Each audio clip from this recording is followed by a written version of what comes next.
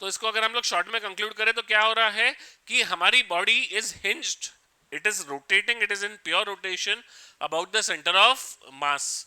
तो अगर वो सेंटर ऑफ मास के अबाउट प्योर रोटेशन में है तो उसका सेंटर ऑफ मास के अबाउट अगर प्योर रोटेशन में है तो उसका एंगुलर मोमेंटम क्या हो गया, I into omega, where I will be the moment of inertia about centre of mass. जिस एक्सिस के अबाउट रोटेट कर रही है उसके एक्सिस के अबाउट आप आई निकाल रहे हो और उसी एक्सिस के अबाउट आपका एंगुलर मोमेंटम निकलेगा आई इंटू ओमेगा। तो आप बोलोगे सर अगर प्योर रोटेशन में है बट सेंटर ऑफ मास के अबाउट प्योर रोटेट नहीं कर रही, कल जाके मैंने डिस्क लिया, डिस्क को यहां से हिंज कर दिया तो क्या है, तो भी कोई दिक्कत नहीं है। जब बॉडी प्योर रोटेशन में है तो angular momentum about point A will be equals to I about point A into omega, इसमें भी कोई दिक्कत नहीं है। इसको हम अलग से पढ़ रहे हैं क्योंकि हम थोड़ी देर बाद में यानी एक या दो क्लास बाद जब हम लोग रोटेशन प्लस ट्रांसलेशन पढ़ेंगे तो वहां पे चीजें थोड़ी सी अलग हो जाएगी। अभी हम बात किसके लिए कर रहे हैं, सिर्फ प्योर रोटेशंस के लिए बात कर रहे हैं, हम रोटेशन प्लस ट्रांसलेशन नहीं पढ़ रहे। तो जब रोटेशन प्लस ट्रांसलेशन आएगा तो इसका आपको रिलेवेंस समझ में आएगा कि हमने सेंटर ऑफ मास के लिए अलग क्यों बोला और नॉन सेंटर ऑफ मास के लिए अलग क्यों बोला। तो चाहे सेंटर ऑफ मास के अबाउट हिंज किया हो तो आया of centre of mass into omega, centre of मास के अबाउट हिंज नहीं किया, किसी और पॉइंट के अबाउट हिंज किया तो उस पॉइंट के अबाउट का आया इनटू ओमेगा। ये हमारा क्या होता है, एंगुलर मोमेंटम निकलता है किसका, रिजिड बॉडी का, कब, प्योर रोटेशन में। अगर बॉडी रोटेट कर रही है और ट्रांसलेट भी कर रही है, आगे बढ़ते बढ़ते गोल घूम रही है, गाड़ी का चक्का गोल घूमता अपनी जगह पे नहीं गोल घूमता, गोल घूमने के साथ साथ आगे बढ़ता है, that is rotation plus translation. तो that is a different part of rotation जो हम लोग इसके बाद पढ़ने वाले हैं।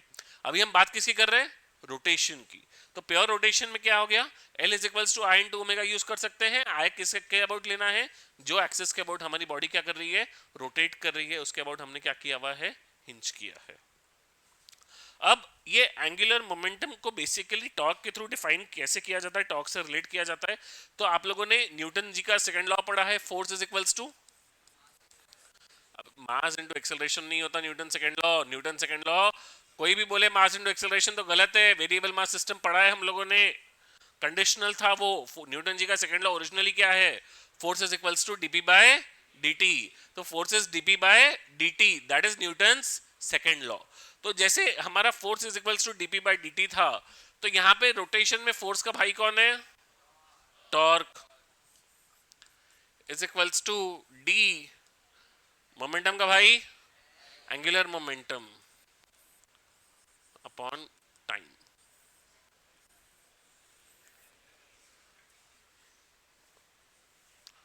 तो torque is equals to what, dl by dt, torque is what, dl by dt, torque is what, dl by dt। Clear है क्या सबको, पक्का। तो torque is dl by dt, clear है सबको। तो basically we say that the torque is the rate of change of angular momentum. अब हमने न्यूटन जी का सेकेंड लॉ पढ़ा था, उसके थोड़ी देर बाद हमने पढ़ा था कंजर्वेशन ऑफ लीनियर मोमेंटम। तो अब हम करेंगे कंजर्वेशन ऑफ एंगुलर मोमेंटम। तो कंजर्वेशन ऑफ लीनियर मोमेंटम की कंडीशन क्या थी, नेट एक्सटर्नल फोर्सेस जीरो। तो अब हम बोलेंगे if the net external torque is zero then the angular momentum of the system remains conserved.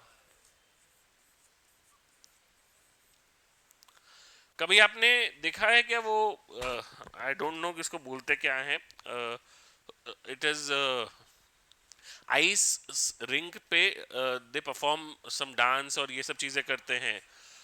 तो विद द स्केट्स, यानी आइस रिंग पे स्केट्स के साथ वो ये करते हैं। तो if you might have observed in somewhere, they have their hand movements जो करते हैं उसमें बहुत बार क्या होता है कि बॉडी को क्या किया जाता है, स्ट्रेच किया जाता है, या बहुत बार बॉडी को क्या किया जाता है, हाथ को अपने पास लेके आया जाता है। तो ये बॉडी को स्ट्रेच करना या बॉडी के अपने हाथों को पास लेके आना हो क्या रहा है, जब उसमें बेसिकली जब वो गोल घूम रहे हैं अपने एक्सिस के अबाउट, एक वो ये आता है जिसमें वो स्पिन करते हैं अपने ही एक्सिस के अबाउट, खुद ही जैसे ऐसे है तो यहीं पे अपनी जगह पे वो स्पिन कर रहे हैं। तो वो जो स्पिन कर रहे हैं उस समय पे they will not keep their hands outstretched, they will bring their hands closer. तो what we do is, what is happening is कि अभी वो अगर मान लीजिए हम फ्रिक्शन को निग्लेक्ट करें तो we are saying that the angular momentum is sorry angular momentum is conserve, the net external torque is zero, क्योंकि फ्रिक्शन का ही टॉर्क लगने वाला है. उस केस में कोई पर्सन है ये यहाँ पे खड़ा है वो ऐसे स्पिन कर रहा है तो फ्रिक्शन लग रहा है, फ्रिक्शन का टॉर्क लगने वाला है. नॉर्मल ग्रेविटी का टॉर्क तो लगने वाला नहीं है क्योंकि नॉर्मल ग्रेविटी सेंटर से ही पास करने वाले हैं, उनका प्लेन ऑफ रोटेशन भी अलग आने वाला है. तो वो जो ऐसे घूम रहा है उसके लिए इस डायरेक्शन में जो टॉर्क है वो सिर्फ और सिर्फ किसका है, फ्रिक्शन का है, वो हमने निग्लेक्ट किया हुआ है. मतलब एंगुलर मोमेंटम क्या हो गया, कंजर्व्ड हो गया. टॉर्क क्या है, जीरो, तो एंगुलर मोमेंटम क्या है, कंजर्व्ड है. अब एंगुलर मोमेंटम कंजर्व्ड होने से होता क्या है कि पहले जब घूम रहे थे हाथ जब वाइड था तो मोमेंट ऑफ इनर्शिया बॉडी का क्या था, ज्यादा था. भाई कम कैसे था, ज्यादा था ना, हाथ फैला दिए तो मास क्या हो गया, दूर फैल गया. एक्सेस ऑफ रोटेशन क्या है, सेंटर से स्पिन कर रहे हैं. तो जब आप सेंटर से स्पिन कर रहे हो तो ये आपका एक्सेस ऑफ रोटेशन है, इसके अबाउट आप आय निकाल रहे हो, हाथ आपके दूर है तो आय क्या है, ज्यादा है. तो आपका कुछ ज्यादा एक आय था और कुछ ओमेगा आपने अटेन कर लिया, फिर आपने हाथ को क्या किया, पास लेके आए. अब हाथ को पास लेके आए तो आय क्या कर दिया आपने, कम.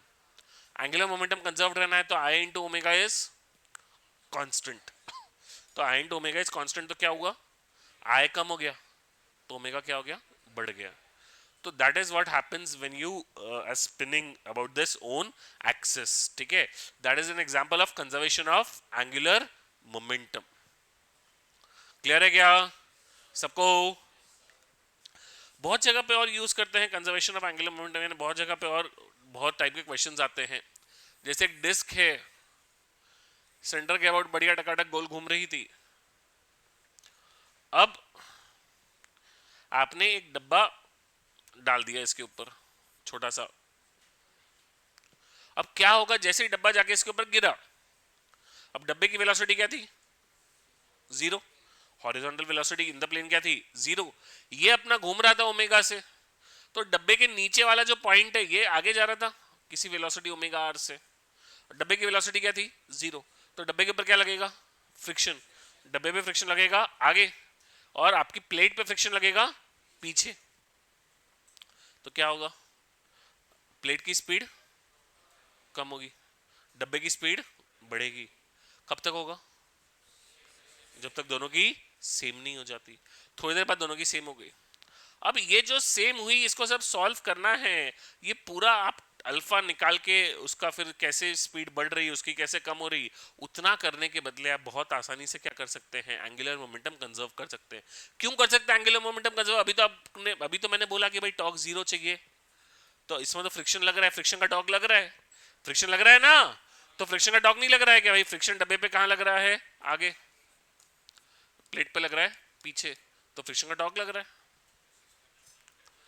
But the torque is a internal force.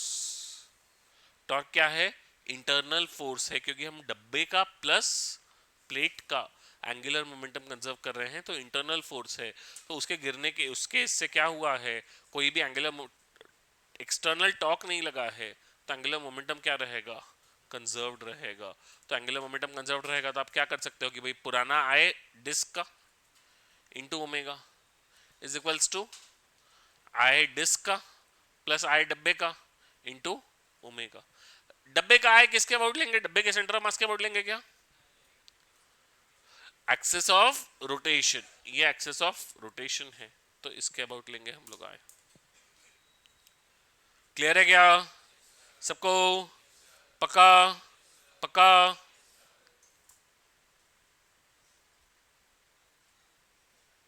Clear ना.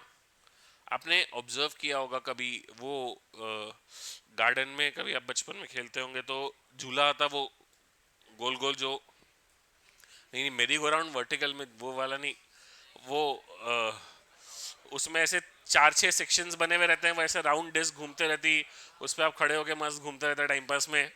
तो अब क्या है कि अगर वो डिस्क घूम रही थी थोड़ी सी कुछ स्पीड से घूम रही थी और आपने बढ़िया अपना जोश दिखाते हुए आप चालू डिस्क पे अगर जंप कर जाओगे, तो आप चालू डिस्क पे जंप करोगे तो क्या होगा, what will happen is its speed will decrease. आपने उसको कोई फोर्स नहीं लगाया, एक बार जिसने पहले घुमा रहा था वो पहले वैसे ही एक स्पीड से घूम रही थी, अब जैसे ही आप जंप कर गए तो उसकी स्पीड एकदम से क्या हो जाती है, कम हो जाती है।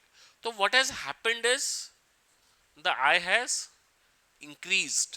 पहले आय सिर्फ उस झूले का था, अब आय क्या हो गया, आपका भी ऐड हो गया। और उसके अंदर कोई इंजन तो है नहीं जो उसको एनर्जी सप्लाई करके उसकी स्पीड बढ़ा रहा है, तो उसका जो एंगुलर मोमेंटम पहले आया था, हम लोग एज्यूम कर रहे हैं कि भाई एनर्जी लॉस नेग्लिजिबल है, तो अब जो आय है वो आय क्या हो गया, बढ़ गया, तो उसकी स्पीड क्या हो जाएगी, कम हो जाएगी। तो that is something again based on what, angular momentum conservation. तो काफी जगह पे यूज करते हैं एंगुलर मोमेंटम कंजर्वेशन। काफी रोटेशन प्लस ट्रांसलेशन वाले केसेस भी आएंगे जहां हम लोग एंगुलर मोमेंटम कंजर्वेशन का यूज करेंगे, तो वो भी हम लोग पढ़ेंगे कि रोटेशन प्लस ट्रांसलेशन कंबाइंड में एंगुलर मोमेंटम कैसे कंजर्व किया जाता है। अभी तो हमें कौन से इसमें करना है, सिर्फ प्योर रोटेशन में। अभी हम सब में क्या देख रहे हैं, there is only pure rotation. एक एक्सिस के अबाउट रोटेट कर रहा है, एक्सिस क्या है, फिक्स्ड है, रोटेशन प्लस ट्रांसलेशन नहीं है। एक और एग्जाम्पल कभी आप इमेजिन करके देखो, अगर मान लीजिए यहाँ पे आप खड़े हैं, आपके हाथ में, वही आप आइस रिंग पे ही खड़े हैं, आइस रिंग पे खड़े रहने से क्या हो जाता है कि फ्रिक्शन हम लोग निग्लेक्ट कर लेते हैं। तो आप बढ़िया यहाँ पे टकाटक किसी वेलोसिटी वी नॉट से जा रहे हैं, अब आपके मित्र यहाँ खड़े हैं, ही इज एट रेस्ट, आप ये रॉड को पकड़ के horizontally and you are going at a speed v naught, और वो वहां जाके ही कैचेस दैट रॉड, ठीक है, वो अपोजिट डायरेक्शन में खड़े हैं आपके, आप ऐसे यहाँ पे जा रहे हो, आपके हाथ में एक हॉरिजॉन्टल ऐसे रॉड लेके आप जा रहे हो, और वो वहां से आता ही takes hold of that rod, तो what is going to happen is, आप ऐसे गोल घूमना शुरू कर देंगे। अब वो एक्चुअली आगे भी बढ़ेंगे नहीं बढ़ेंगे, आगे भी आप लोग बढ़ेंगे, ऐसा नहीं है कि आगे नहीं बढ़ेंगे, क्योंकि लीनियर मोमेंटम भी क्या होना चाहिए, कंजर्व्ड होना चाहिए। तो हम लोग पूरा नहीं सॉल्व कर पाएंगे अब, क्योंकि वो क्या हो गया, रोटेशन प्लस ट्रांसलेशन हो गया। But at the end of the day अगर आप ऐसा समझ लो कि आपका और रॉड का मास m है और आपके फ्रेंड का भी मास m है, और लेट्स से कि वो यहाँ पे आ रहा है v नॉट की स्पीड से, तो अभी लीनियर मोमेंटम क्या हो गया, जीरो। इसका ऊपर एम वी नॉट, उसका नीचे एम वी नॉट। अब वो जैसे ही उसने आके कैच किया तो वो क्या करेगा, वो ऐसे घुमाएगा, आप ऐसे घुमा रहे थे, तो वो बढ़िया यहाँ पे आप गोल गोल घूमना शुरू कर देंगे। This is also example of conservation of angular momentum. Clear है क्या सबको? एक बार नोट कीजिए, इसके न्यूमेरिकल्स हम लोग करेंगे, एक बार इसको नोट कर लीजिए। इसके भी पहले का बाकी है क्या? या तो एक काम करते हैं, पहले एक क्वेश्चन कर लेते हैं, लिख लीजिए, हेडिंग लिखा क्या आपने, क्या लिखा, एंगुलर मोमेंटम। उसमें एक पहले स्टेटमेंट हम लोग हमारा लिख लेते हैं, न्यूटन जी का सेकंड लॉ वाला, the torque acting on a body is directly proportional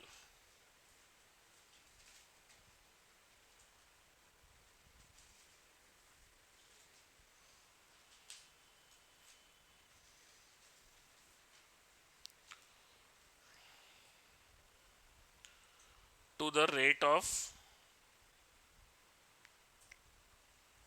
change of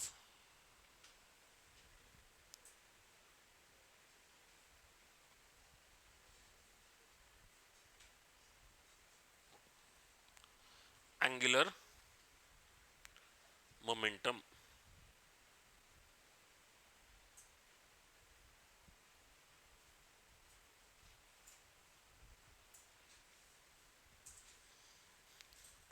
अब नेक्स्ट लिखिए, heading conservation of angular momentum.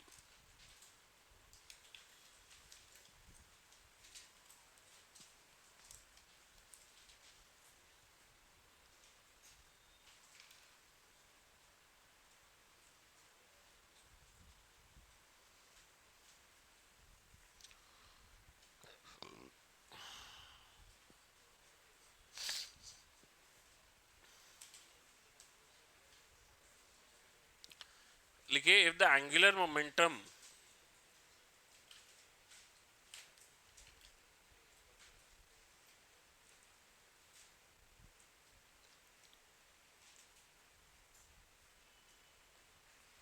if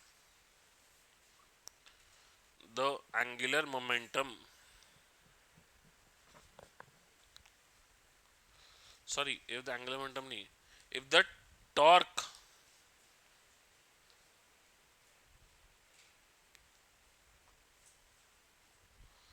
acting on the system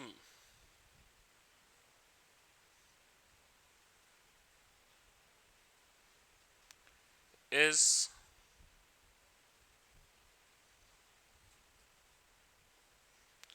0, if the torque acting on a system is 0, then the angular momentum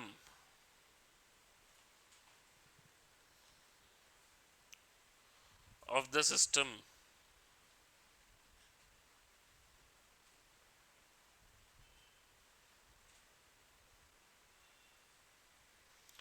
then the angular momentum of the system remains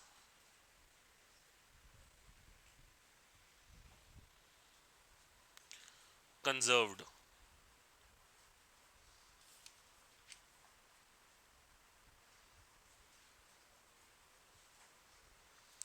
चलिए लिखिए question.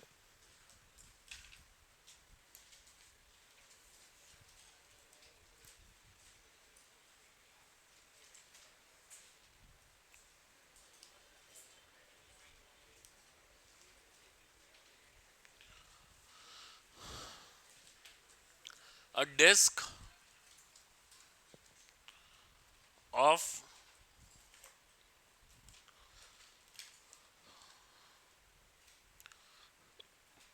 mass 20 kgs is rotating at an angular velocity of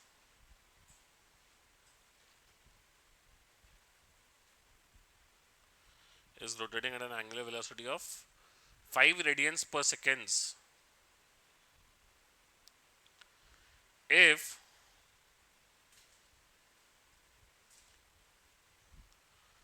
a 5 kg mass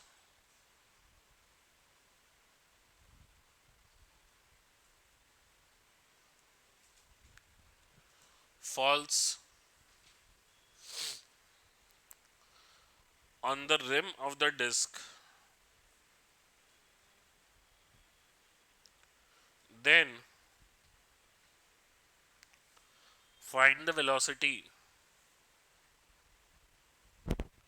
with which it will rotate.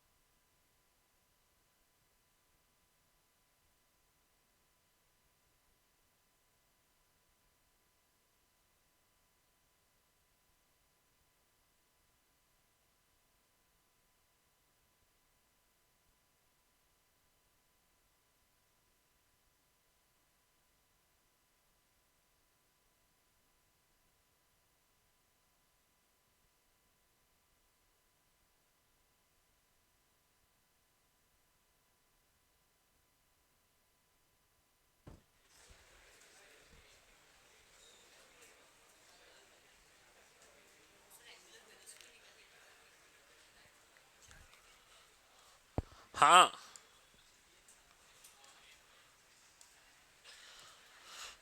तो क्या हुआ, क्या मास था disc का, 20 kg। कितने omega से घूम रही थी,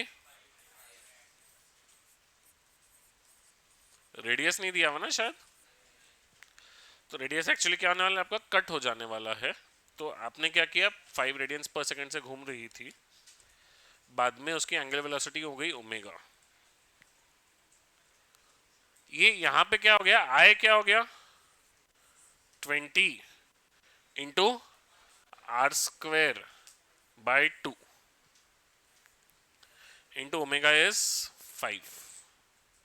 यहां पे क्या हो गया, I is 20 into r² by 2 plus क्या मास गिरा है आप लोगों का, hello,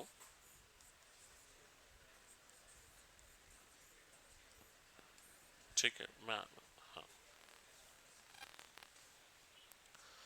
plus 5 into r² into omega. तो ये क्या हो गया, 20 2 1 2, 10 5 50 is equals to 20/2 is 10, 10r² plus 5r² is what, 15r² into omega, r² cut, omega क्या हो गया, 50/15 which is 10/3, so omega is 10/3।